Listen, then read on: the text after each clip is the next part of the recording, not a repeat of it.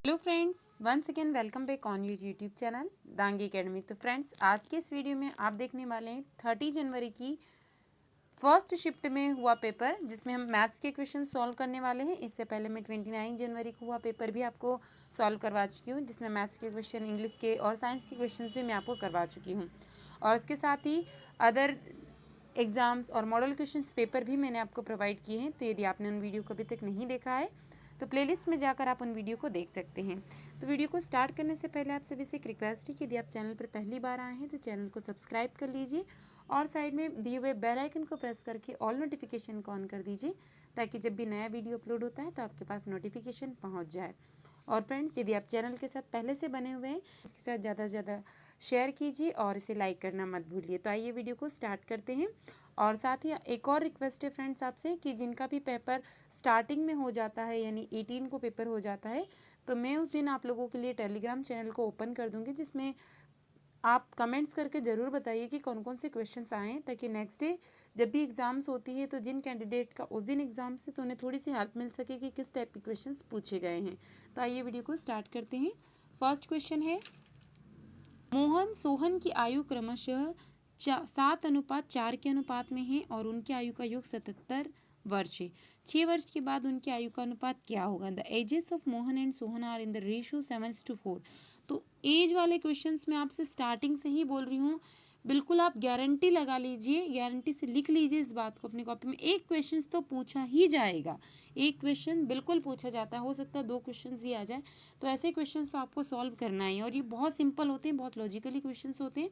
कैसे करना है? दोनों की आयु दी हुई है कि किस अनुपात में दोनों की है, तो आप चाहे तो यहाँ पर लिख लीजिए कि ये मोहन हो गया और ये सोहन हो गया। दोनों की आयु क्या है? 7:4, 7:4 में। ठीक है, तो आप इसको एक्स के फॉर्म में भी कंसिडर कर सकते हैं कि 7x और 4x। तो हमने एक्स के फॉर्म में कंसिडर कर लिया है 7x और 4x। ठीक है, और दोनों की आयु का योग दिया है तो 77 वर्ष हो गया।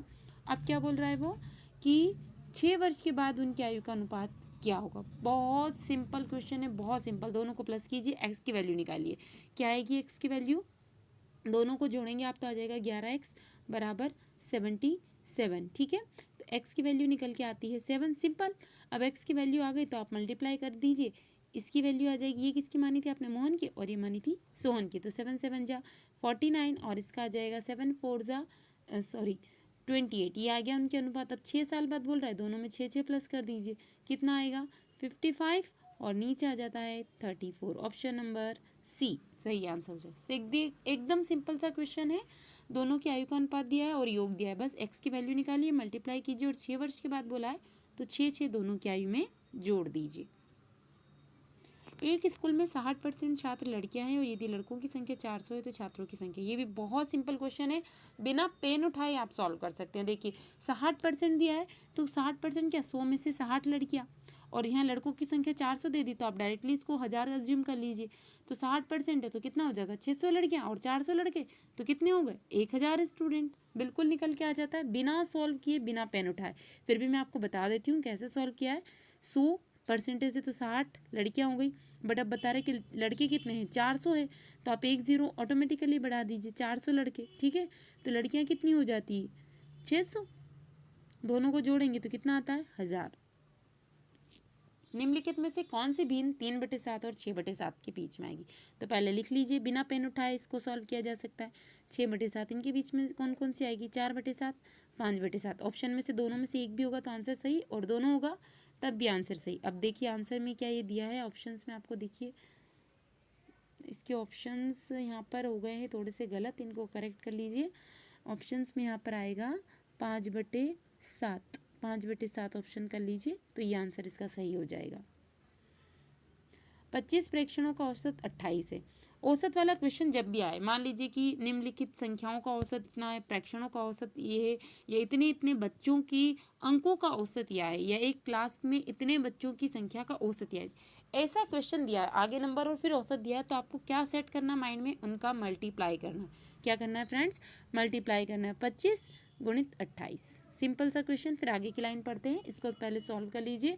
कितना आता है? 25 गुणित 28 करेंगे तो ये आ जाएगा 700। ठीक है, जिसमें से पहले 12 का औसत चॉइस, यानी इसमें भी 12 नंबर का चॉइस दिए, तो यहाँ पर भी 12 का कर लीजिए आप मल्टीप्लाई।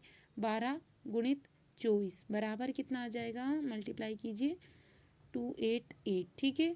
अंतिम 12 फिर से 12 का दिया है, औसत दिया है तो हमें तो मल्टीप्लाई ही करना है, इसका मल्टीप्लाई करेंगे तो आ जाता है 324।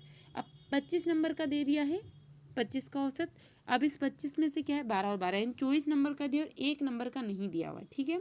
13वां नंबर आपको बताना है, तो स्टार्टिंग का इतना है, लास्ट वाले का इतना है, तो 24 नंबर का आ जाएगा और ये 25 नंबर का है, दोनों को जोड़िए और 700 में से माइनस कर दीजिए। यदि दोनों को जोड़ते हैं तो आता है 612, तो 700 में से यदि 612 को माइनस करते हैं तो आंसर निकल के आता है 10 में से 2 जाएगा तो आ जाएगा 8, इधर भी 8, 88, ऑप्शन नंबर सी।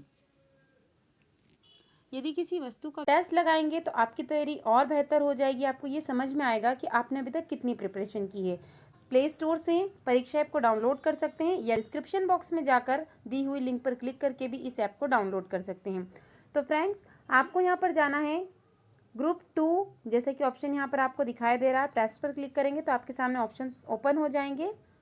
तो देखिए यहाँ पर आपको मिल जाएगा ग्रुप 2 सब ग्रुप 4।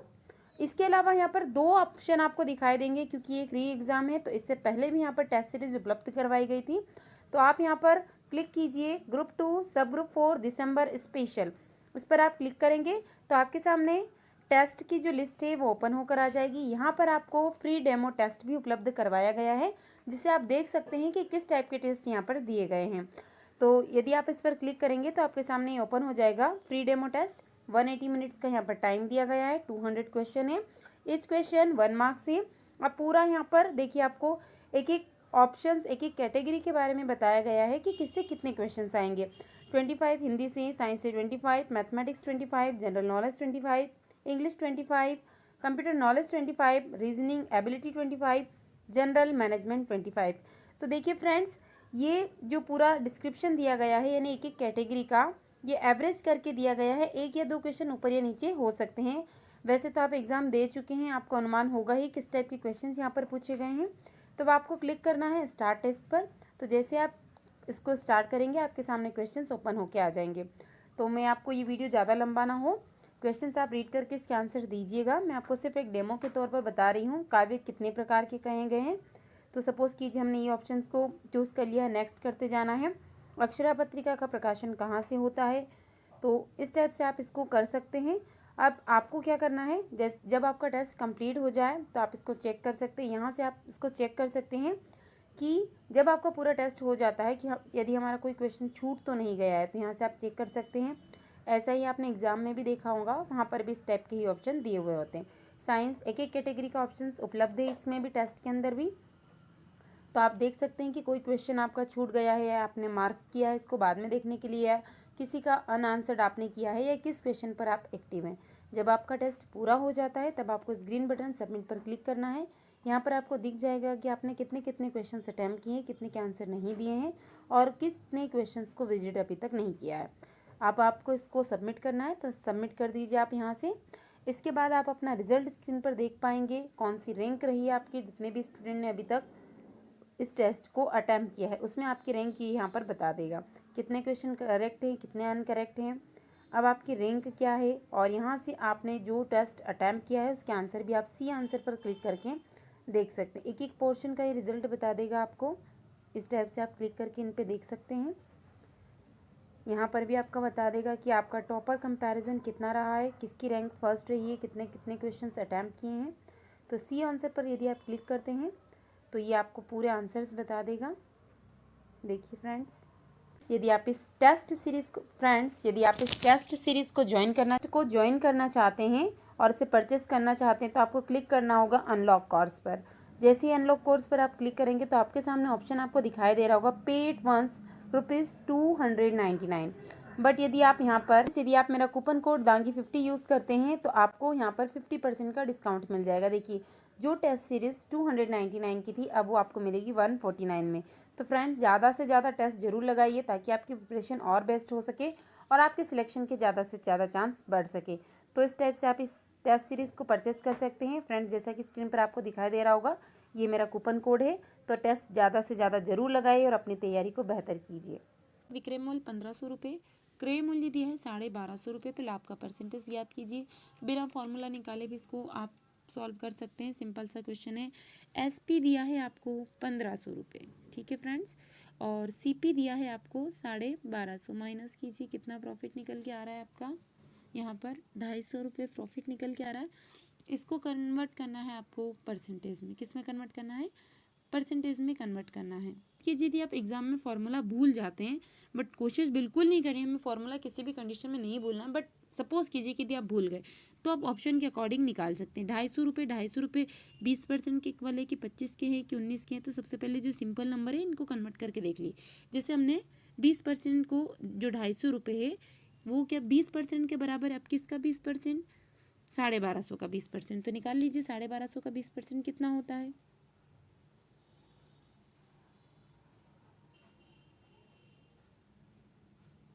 तो देखिए निकल के आ गया 125 दूना 50, 250, ये आंसर हो जाएगा। बिना फॉर्मूला यूज़ किए कैसे सॉल्व करना है, देखिए एक बार फिर से बताती हूँ। SP माइनस CP कर आपकी वैल्यू आई 250। यदि आप इस 1250 का 20% निकालेंगे 250 आ जाता है, तब भी आप कर सकते हैं यदि आप फॉर्मूला भूल गए हैं तब, ठीक है। उसके अलावा आप कैसे कर सकते हैं, % कितना हो जाएगा, 16% कितना हो जाएगा। ये बिना फॉर्मूला यूज़ किए मैंने आपको बताया है, आप फॉर्मूले से भी निकाल सकते हैं। मैं लास्ट वीडियो में बता चुकी हूँ फॉर्मूले से आपको कैसे निकालना है। निम्नलिखित में से कौन सी एक भिन्न है, ठीक है। इसमें से भिन्न के फॉर्म में कौन लिखा हुआ है, 2/13, 9/13 और -2/3 और -3/2। यहाँ पर ये 13 नहीं है, ये एक्चुअली रूट था, 9 रूट। तो इसमें से ना तो रूट वाली भिन्न होगी ना माइनस वाली, तो आंसर हो जाएगा 2/3। ये एक भिन्न है। क्वेश्चन दिया है 8 सही 1/3 बटे 8 सही 1/5 को सॉल्व करना है। क्वेश्चन कुछ इस टाइप से है, 8 1/5 बटे 8 1/5। तो सबसे पहले इसको सिंपल फॉर्म में कन्वर्ट कर लेते हैं, या बिना कन्वर्ट किए भी आप सॉल्व कर सकते हैं। आपको फॉर्मूला मालूम होना चाहिए। x की पावर आपने पढ़ा होगा m अपॉन x की पावर n, क्या हो जाता है x की power m minus n। x की पावर m गुणित x की power n is equals to क्या होता है, x की पावर m प्लस n। ये फॉर्मूला आपने पढ़े हैं, इसको एक ही टर्म में भी आप कन्वर्ट कर सकते हैं। तो अभी हमें ये वाली कंडीशन देखने को मिल रही, तो अब यहाँ पर यही अप्लाई करना है आपको। 8 की घात 1/3 माइनस 8 1/5। एलसीएम लीजिए कितना आएगा, 5 और 3 15 एलसीएम आएगा। यहाँ पर आ जाएगा 5 माइनस 3, तो बराबर कितना बचा, 8 की घात 2/15, ठीक है। इसको और छोटा भी किया जा सकता है, नहीं 2 की घात के रूप में भी इसको लिखा जा सकता है, लेकिन ऑप्शन यहाँ पर आपको देखने को मिल जाएगा ऑप्शन नंबर बी। यदि f(x) is equals to mod x minus 1 mod minus x है, तो f माइनस 5 की वैल्यू आपको बतानी है। सिंपल सा क्वेश्चन है ये तो बहुत। f minus 5 is equals to क्या है, यहाँ पर लिख लेंगे जो एज इट इज़ दिया हुआ हमें, मोड x की जगह अब आपको क्या रखना है, x की जगह आ जाएगा आपका -5, क्योंकि यहाँ पर क्वेश्चन में दिया हुआ है आपका। उसके बाद -1 मोड x, प्लस करेंगे तो आएगा -6, और यहाँ पर सॉरी वैल्यू आएगी, x की वैल्यू रख दी हमने -5। मोड का मीनिंग ही यही कि कोई भी चीज़ नेगेटिव में नहीं है। यदि नेगेटिव में आती है तो मोड से बाहर निकलने के बाद वो चीज़ ऑटोमेटिकली पॉजिटिव फॉर्म में कन्वर्ट हो जाती है। तो ये क्या हो जाएगा, यहाँ पर ये माइनस x लगा था और ये ब्रैकेट में माइनस का 5, तो माइनस माइनस प्लस हो गया, और मोड में से बाहर निकला तो ये 6 और ये माइनस माइनस मल्टीप्लाई होके, तो ये हो जाता है प्लस करने पर 11। आंसर हो जाएगा 11। एक खिलौना एक शंकु के रूप में होता है जिसे 7 सेंटीमीटर वाली सामान्य आधार त्रिज्या के गोलार्ध पर लगाया जाता है।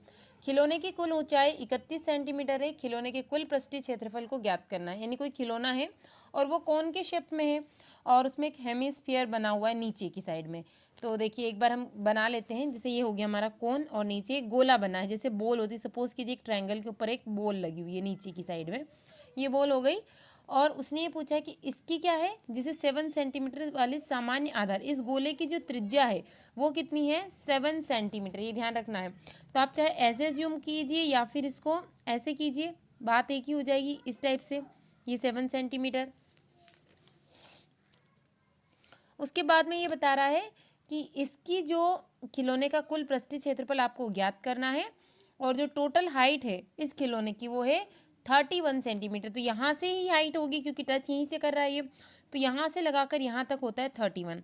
तो क्योंकि ये रेडियस है तो इसको आपको सब्ट्रैक्ट करना होगा। तो 31 माइनस 77 करेंगे तो आंसर निकल के आता है 24। कितना आंसर निकल के आएगा? 24 आंसर निकल के आ जाएगा।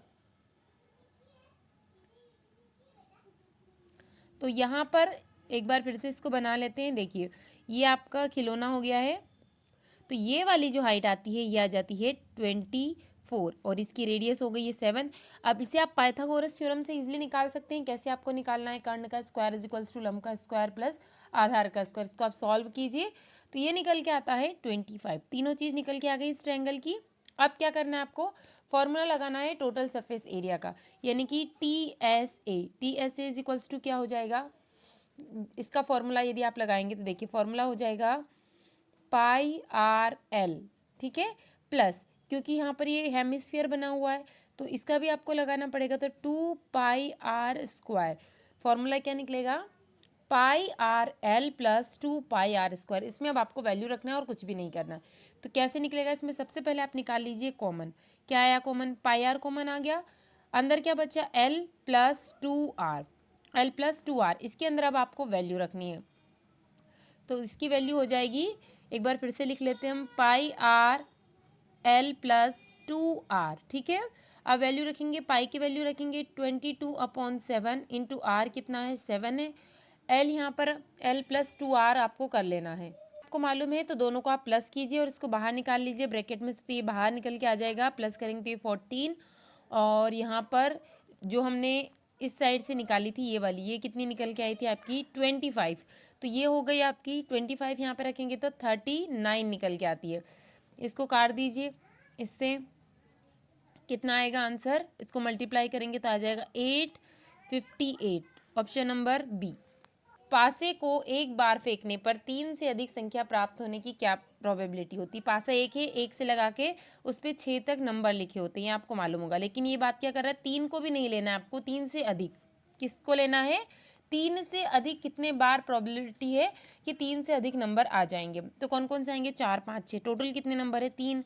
और कितने में से? 6 में से। 6 1 2 3, ये टोटल कितने नंबर थे? 6 नंबर थे। तो इसको काटेंगे तो क्या आएगा? 1/2। Option number first. अंतर श्रेणी 21 18 15 का कौन सा पद -75 है? यानी डैश डैश से सोन कहाँ तक जा रहा है? 75, -75 तक जा रहा है। तो कौन सी टर्म होगी वो? नंबर्स में यदि काउंट करेंगे, जैसे सपोज कीजिए आपने 21 को यहाँ पर काउंट किया, 1, इसको 2, इसको 3, तो -75 कौन से नंबर पर आएगा? तो उसका सिंपल सा फॉर्मूला है, वो फॉर्मूला आपको याद रखना है, TN, यानी एन टर्म।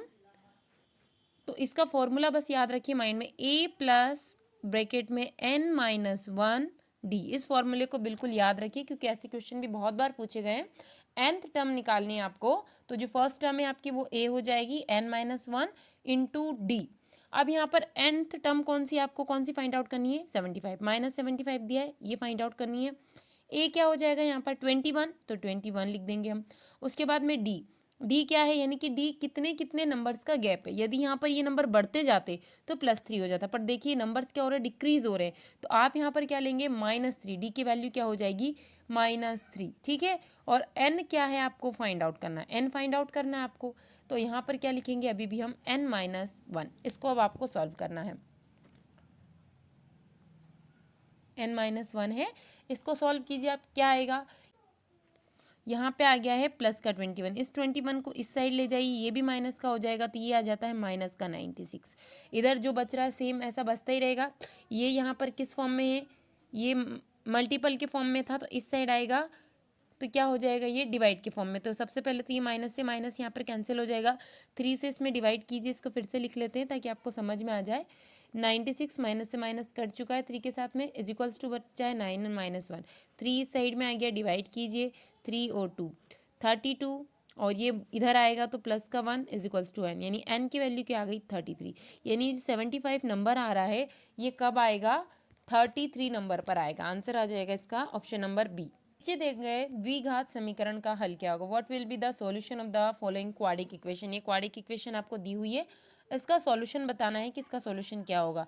x² + 3, ये अंडर रूट है ये अंडर रूट है, अपॉन में नहीं है एक्स की value, under root X minus 4 is equals to 0। Question गलत हो गया, ये 3 नहीं है, यहाँ पर इक्वल्स टू आएगा, इक्वल्स टू 0।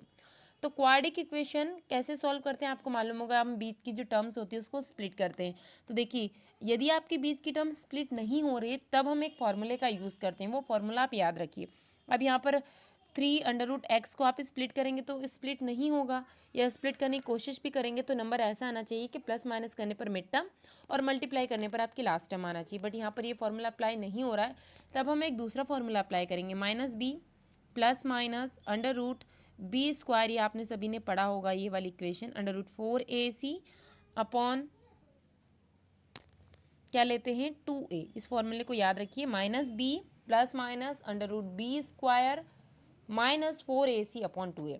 तो यहाँ पर जो स्टार्टिंग की टर्म है वो a हो जाएगी, यानी एक्स स्क्वायर ए, b हो जाएगा आपका 3 अंडर रूट एक्स, और c क्या हो जाएगा -4। माइनस प्लस को भी आपको साथ में लेके चलना है। अब इस वैल्यू में आप ये जो फॉर्मूला है इसके अंदर अब आपको वैल्यू रख देनी, वैल्यू रखिए, क्या आएगी वैल्यू, माइनस बी क्या है, माइनस तो यहाँ पर लगा, देखिए इसमें कोई माइनस नहीं तो हमने माइनस लगा दिए, प्लस का था 3 अंडर रूट एक्स, ठीक है, प्लस माइनस लगाया। अब यहाँ पर बी स्क्वायर, बी क्या है 3 अंडर रूट एक्स का होल स्क्वायर, माइनस लगाया तो माइनस, उसके बाद ऑलरेडी क्वेश्चन में भी माइनस है तो ब्रैकेट लगा लीजिए, -4 इंटू ए क्या हो जाएगा आपका एक्स स्क्वायर, इंटू सी क्या है आपका अगेन 4ac, ठीक है 4, ये यहाँ पर जो माइनस लगाया है ये माइनस इस सी का लगाया है हमने यहाँ पर, इसलिए इसको ब्रैकेट में लिखा है, अपॉन 2a, तो 2 इंटू एक्स स्क्वायर। अब इसको आप सॉल्व कीजिए, आपको कोई भी ऐसा ऑप्शन मिलेगा ही नहीं जो यहाँ पर दिया हो, तो इसका आंसर हो जाएगा इनमें से कोई नहीं। तो ऐसे क्वेश्चन यदि आते भी हैं तो आप इनको एक बार सॉल्व करने की कोशिश कीजिए, यदि आंसर है तो ठीक है, नहीं आता है तो फिर आप लगा दीजिए इनमें से कोई नहीं। 10/3 का दशमलव प्रसार क्या होगा, सिंपल सा क्वेश्चन है, इसको पॉइंट में बताना है कि क्या होगा, शांत, अनअवसानी, गैर आवर्ती, अनअवसानी, आवर्ती, या इनमें से कोई नहीं। तो सबसे पहले इन टर्म्स का मीनिंग समझ लेते हैं कि जो अनअवसानी या गैर आवर्ती मतलब रिपीटिंग नंबर, ठीक है, और अनअवसानी गैर का मीनिंग होता है नॉन टर्मिनेटिंग आवर्ती, नॉन टर्मिनेटिंग रिपीटिंग नंबर, और अनअवसानी आवर्ती का मतलब होता है टर्मिनेटिंग रिपीटिंग। आवर्ती जहाँ पर भी हो रिपीटिंग होगा, और गैर लगा है दैट मीन्स हो जाएगा नॉन, गैर मीन्स नॉन, और अनअवसानी मतलब terminating, non terminating repeating number और टर्मिनेटिंग रिपीटिंग नंबर। तो इसको सॉल्व करते हैं हम, तो इसका आंसर आता है 3.3333, ये इनफाइनाइट तक चलता जाता है। तो इसका आंसर क्या हो जाएगा कि टर्मिनेटिंग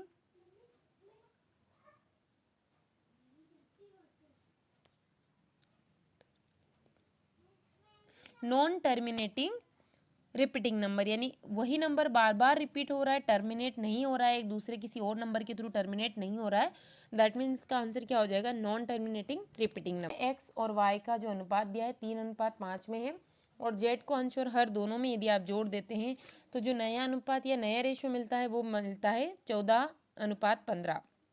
तो वाई के टर्म्स में इसका आंसर ज्ञात करना, सिर्फ आपको ऐसा नहीं है कि जेड इक्वल्स टू इतना, ऐसे नहीं, वाई की टर्म्स में जेड का आंसर बताना।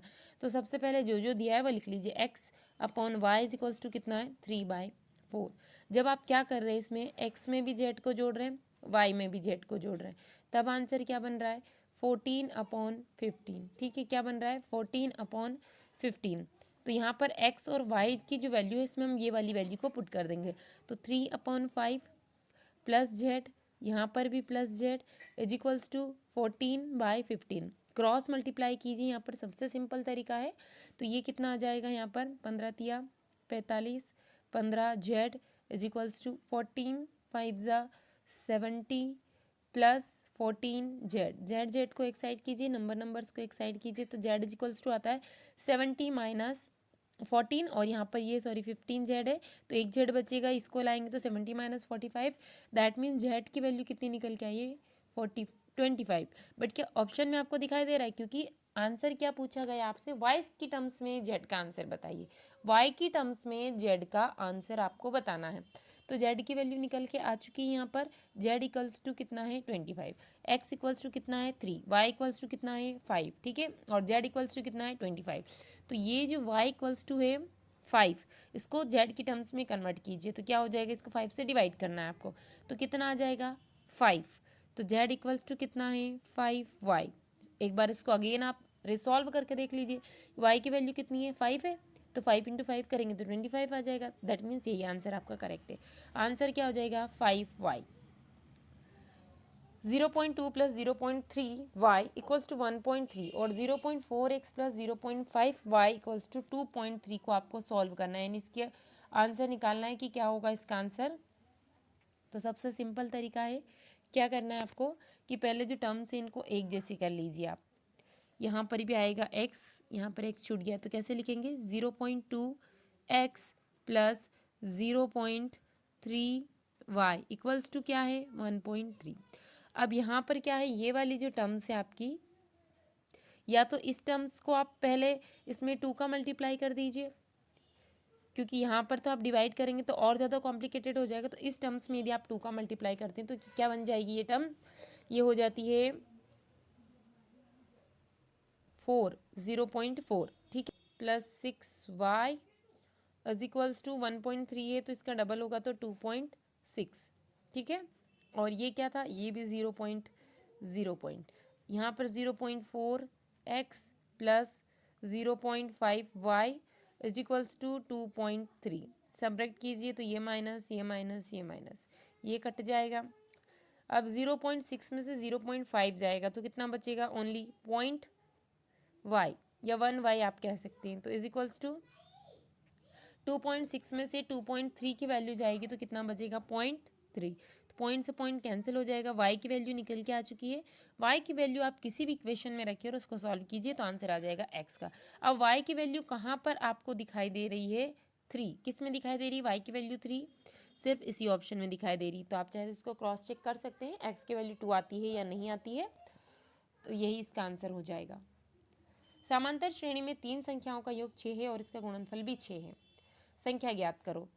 एकदम यहाँ पर दिया है आपको नंबर्स दिए हैं 3 नंबर्स, ठीक है, समांतर श्रेणी में। तो ऑप्शन के अकॉर्डिंग ऐसे क्वेश्चन जब भी आए तो इनको सॉल्व करना। 3 संख्याएं कोई सी भी हो सकती है, वो x भी चाहे तो आप कंसिडर कर सकते हैं, बट यदि बाय ऑप्शन सॉल्व करते हैं तो बहुत ज़्यादा ईजी हो जाएगा। कौन कौन से 4 5 8, क्या प्लस कीजिए, सम इनका 6 आ रहा है, नहीं आ रहा है। 1 2 3 प्लस कीजिए 6 आ रहा है, हाँ 6 आ रहा है, बट क्या मल्टीप्लाई भी 6 आ रहा है। अगेन सॉल्व करते हैं, 2 1 2 और 2 3 6। तो बस ये सॉल्व हो गया। आपको एक्स के फॉर्म में भी कंसिडर करने का टाइम वेस्ट नहीं करना पड़ेगा, क्योंकि लंबा हो जाएगा और टाइम भी निकल रहा है। कुछ ही सेकंड में सॉल्व हो चुका है 1 2 3। ऐसे क्वेश्चन बाय ऑप्शन सॉल्व कीजिए आप। बहुपद 12 से 15 के शून्यक आपको ज्ञात करने, क्या ज्ञात करने हैं, शून्यक। तो -15 इज इक्वल्स टू शून्य के तो हमने 0 लगा दिया, ठीक है। ये क्वेश्चन गलत हो गया है, यहाँ हो गया बहुपद 15 के शून्य का आपको ज्ञात करने। तो टी स्क्वायर -15, जिसका भी आपको शून्य ज्ञात करना है इक्वल्स टू आपको शून्य रखना है, ठीक है। 15 उधर जाएगा तो क्या बचेगा, ये 15 हो जाएगा, और टी है तो √15।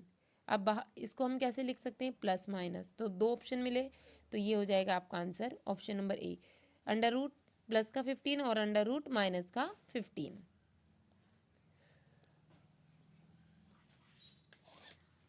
sin theta is equals to, if a sin theta is equals to cos theta then find the value। आपको वैल्यू फाइंड आउट करनी है यहाँ पर थीटा की। किसकी वैल्यू फाइंड आउट करनी है, थीटा की। Then the find value of theta. Sine theta is equals to cos theta है, तो थीटा की वैल्यू क्या है, यानी आप ऐसी कंडीशन बताइए जिसमें साइन थीटा और कोस थीटा दोनों बराबर होते हैं। तो ऐसी, तो यदि आपने टेबल याद है आपको ट्रिग्नोमेट्री की, तो उसमें ये मालूम होना चाहिए कि कौन सी ऐसी डिग्री है जिस पर सेम वैल्यू साइन थीटा की होगी और सेम वैल्यू कॉस थीटा की होगी। तो ऐसी तो सिर्फ एक ही है, साइन 45। साइन 45 की वैल्यू कितनी होती है, 1/√2। तो फ्रेंड्स ये टेबल आप ज़रूर याद करके जाइए लास्ट मोमेंट पे, क्योंकि एक भी क्वेश्चन इससे फंसता है तो आप सिर्फ इस टेबल की वजह से आपका क्वेश्चन पूरा गलत हो जाएगा। तो इसको टेबल को पूरी आप लर्न कर लीजिए। लर्न नहीं होती है तो इसके बनाने की ट्रिक को याद कर लीजिए, ताकि एग्जाम हॉल में आप उसको बना लें और आपका जो क्वेश्चन है कम से कम उसका जो आंसर है वो बिल्कुल सही निकल जाए। उसके बाद है कॉस 45, इसकी भी वैल्यू कितनी होती है, 1/√2। तो आंसर आ जाएगा 45 डिग्री। 45 डिग्री। यदि ए 4,3 और b की वैल्यू दी है 2-1, तो a की लंबाई ज्ञात करो।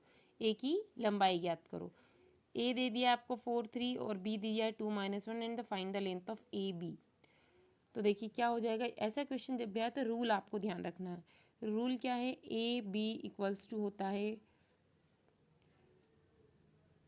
x2 माइनस x1 का square plus y2 minus y1 का स्क्वायर। अब x क्या है, x1 क्या है 4 हो गया, और x2 क्या हो गया आपका यहाँ पर 4, x2 तो हो जाएगा आपका यहाँ पर 2 और x1 हो जाएगा, ये जो फर्स्ट नंबर है वो x हो गया और सेकंड नंबर क्या है y हो गया। तो वैल्यू पुट कीजिए आप, √2 माइनस 4 का होल स्क्वायर प्लस -1 का स्क्वायर। इसको सॉल्व करेंगे तो क्या निकल के आता है, √4 प्लस 16, इसको कीजिए प्लस तो √20, क्या निकल के आता है √20। और सॉल्व करेंगे क्योंकि ऑप्शन में ये नहीं दिया है, ये सब रूट है, तो 2√5 ऑप्शन नंबर बी 2√5। यहाँ पर क्या किया देखिए, इसमें से माइनस करा तो माइनस का 2 आया, -2 का मल्टीप्लाई करा तो प्लस का 4 आ गया। सेम ऐसे इसको सॉल्व किया है।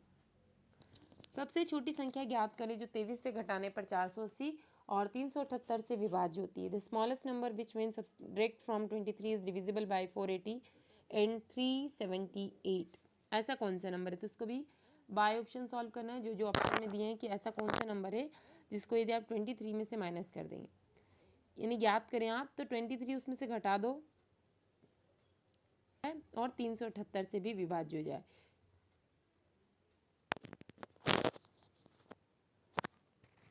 तो पहले तो जो जो नंबर है वो देखिए, क्योंकि लास्ट में इसमें 0 दिया है और ये इसमें भी 8 दिया है, तो वो ऐसा नंबर होगा जो किस किस से डिवाइड हो रहा होगा, यहाँ पर 2 से तो डिवाइड हो रहा होगा, उसके साथ में 5 से डिवाइड हो रहा होगा। तो देखिए इसमें 0 दिया है और इसमें भी 8 दिया है, दैट मीन्स क्या हो रहा है, 2 4 से जो नंबर डिवाइड होते हैं वही नंबर होना चाहिए। तो यहाँ पर आप 0 है इसके अंदर, इसमें से आप 23 माइनस कीजिए तो ये नंबर तो और कैसा आ जाएगा, यहाँ पर आ जाएगा आपका 7। तो ये नंबर तो बिल्कुल भी डिवाइड नहीं होगा इन नंबर से, तो ये कट चुका है। इसके बाद ये नंबर है, तो ये इतना स्मॉलेस्ट नंबर है कि ये डिवाइड नहीं होगा, ये कट जाएगा। इसमें से आप 23 डिवाइड कीजिए, ये कितना आ सकता है 3, ये 2 नंबर आते हैं इसमें से हो सकता है। और सेकंड नंबर है आपका 30263, इसमें से भी आप 23 डिवाइड कीजिए, यहाँ पर आ रहा है 0, इसकी पॉसिबिलिटीज़ बढ़ जाती है, तो इसको हम डिवाइड करके देख सकते हैं और इसको भी डिवाइड करके देख सकते हैं। बट ये जो नंबर है ये कम्प्लीटली डिवाइड हो जाएगा। आप अपनी कॉपी में इसको डिवाइड करके देखिए, क्योंकि वीडियो बहुत ज़्यादा लंबा हो रहा है, तो यही इसका आंसर हो जाएगा। जब भी ऐसे क्वेश्चन आए तो आप पूरे पूरे डिवाइड मत कीजिए, पहले माइनस कर लीजिए और लास्ट वाले नंबर से देख लीजिए क्या डिवाइड होने के चांसेस है, उसके बाद ही आप डिवाइड कीजिए। A ladder 25 meter long reaches the top of a building 20 meter high from the ground, then the distance of the floor of the ladder from the building is। तो पहले इसको क्वेश्चन के according draw कर लेते हैं। ये सीढ़ी है आपकी, सीढ़ी की लंबाई कितनी है 25 मीटर है, और ये क्या है 25 मीटर लंबी सीढ़ी, भूमि से 20 मीटर ऊंची, ये 20 मीटर है। बेस आपको निकालना है, बेस आपको निकालना आता है, तो इसको पाइथागोरस थ्योरम से आप निकाल लीजिए। काफ़ी सिंपल क्वेश्चन है। नीचे दिए गए बहुपद में सभी गुणांक के बीच गुणांक के उच्चतम मान की गणना कीजिए। ये पॉलिनोमियल दिया है, सबसे उच्चतम मान बताना है आपको कि सबसे हाईएस्ट वैल्यू क्या होगी। तो 2x³ plus 7x² minus 3x plus का 5, तो ये माइनस वैल्यू है तो छोटी हो जाएगी, ठीक है। और x उसके बाद 5 है, 2 है और 7 है, तो सबसे हाईएस्ट वैल्यू कौन सी है 7। कौन सी, प्लस की 7, प्लस माइनस का ध्यान जरूर रखिए। यदि z plus B is to B plus C is to C plus A is equals to 6 7 8 और a plus C is equals to 14 है, तो c का मान ज्ञात कीजिए। c का मान बताना है, यहाँ पर लिख लेते हैं क्या क्या दिया है, a plus B plus C is equals to आपको क्या गिवन है 14 गिवन है, ठीक है। और c की वैल्यू ज्ञात करनी है, तो हम लिखते हैं सबसे पहले a प्लस बी, ये a है, a plus B is equals to कितना दिया है 6, b plus C is equals to कितना दिया है 7 और c plus A is equals to कितना दिया है 8, ठीक है।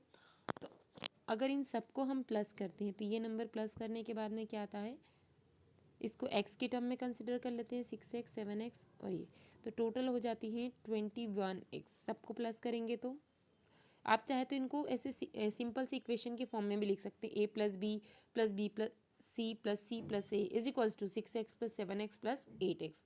तो ज़्यादा इजी हो जाएगा आपको। तो अब यहाँ पर क्या आ रहा है, 2a 2b 2c, तो ये हो जाएगा 2 कॉमन निकाल लीजिए, a plus B plus C is equals to कितना आ गया 21x।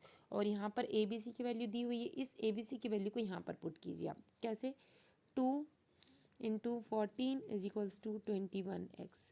14 टू ज़ा 28, तो 28 अपॉन 21 इज इक्वल्स टू 8। तो इसको सॉल्व करेंगे तो कितना निकल के आया 4/3। एक्स की वैल्यू निकल के आती है 4/3। तो अब आप यहाँ पर इंडिविजुअली वैल्यू रख कर भी इसको सॉल्व कर सकते हैं, और चाहें तो ये जो इक्वेशन थी एक्स की वैल्यू हमने निकाल ली है, तो यहाँ पर भी आप रख कर इसको सॉल्व कर सकते हैं। तो कितना आ जाएगा, ए प्लस बी तो आपको दिया हुआ है 6 है, तो इसको इरेज करके सॉल्व करते हैं। A plus B plus C is equals to कितना था 14।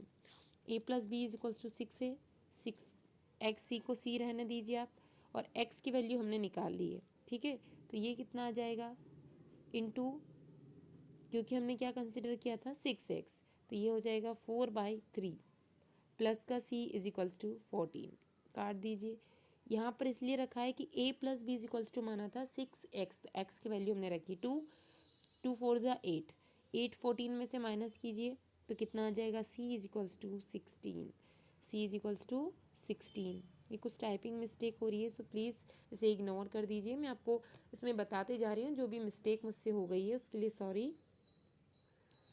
यदि x इक्वल्स टू 8 और y इक्वल्स टू 27 है, तो x 4/3 प्लस y की पावर 2/3 होल पावर 1/2 कितना होगा। ये क्वेश्चन कुछ इस टाइप से है, x की पावर 4/3 प्लस y की पावर 2/3 होल पावर 1/2 कितना होगा। x और y की वैल्यू आपको दी हुई है, तो x बराबर यहाँ पर रखते हैं हम, x की जो वैल्यू दी हुई है उसको लिखते हैं 8 की पावर 4/3 प्लस 27 की पावर 2/3 की पावर 1/2। तो इसको और कैसे लिखा जा सकता है, 2 की पावर 3 इंटू 4/3, तो 3 से 3 कट जाएगा, प्लस 3 की पावर 3 इंटू 2/3, तो इससे भी ये कट जाएगा, पावर क्या है हाफ है। ठीक है, अब इसको खोलेंगे तो क्या निकल के आएगा, 2 की पावर 4 प्लस 3 की पावर 2, तो इसको खोलेंगे तो आता है 69 प्लस 9। अभी इसके ऊपर जो चल रहा है 1/2 वो एज इट इज़ चलता जा रहा है। प्लस कीजिए कितना आया 25 की पावर हाफ यानी कि आप कैसे लिख सकते हैं 5 का स्क्वायर इंटू 1/2, 2 से 2 कट गया, तो आंसर निकल के आता है 5। वीडियो में इतना ही। इसी टाइप के वीडियो की सीरीज़ आपको इस चैनल पर लगातार मिलती रहेगी, तो चैनल के साथ बने रहिए। और जिन भी स्टूडेंट का पहले शिफ्ट में हो जाती है वो प्लीज़ टेलीग्राम चैनल पर जाके अपने क्वेश्चंस जो भी आपको याद रहे उनको जाकर शेयर ज़रूर कीजिए, ताकि उनका वीडियो में जिनकी एग्ज़ाम बाद में है उनको प्रोवाइड करवा पाऊँ। Thank you so much for watching this video.